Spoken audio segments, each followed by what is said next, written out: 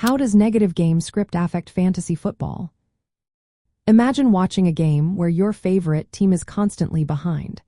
That's what we call a negative game script, and it can really shake up your fantasy football lineup. When a team is losing most of the game, they tend to change how they play to try and catch up.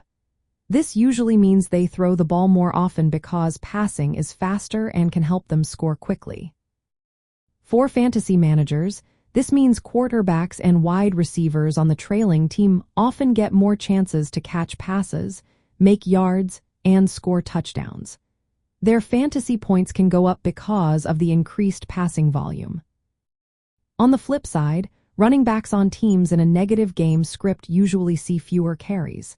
Since the team is trying to pass more to catch up, they don't run the ball as much. This can cut into a running back's rushing yards and touchdowns, lowering their fantasy value during those games.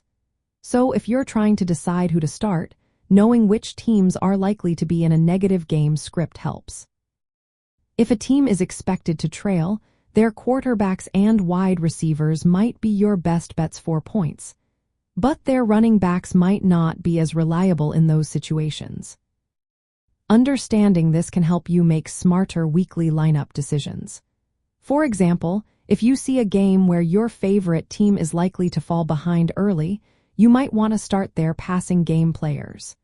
Conversely, if a team is expected to lead comfortably or run the clock, their running backs could be more valuable. In essence, negative game scripts tend to favor the passing players on the trailing team because they get more opportunities to catch passes and score. Meanwhile, running backs on that team often see fewer chances to run the ball, which can hurt their fantasy output. Keeping track of game flow and predicting these scripts can give you an edge in choosing the right players each week. It's all about recognizing when the game situation boosts certain players' chances to rack up fantasy points and when it limits others.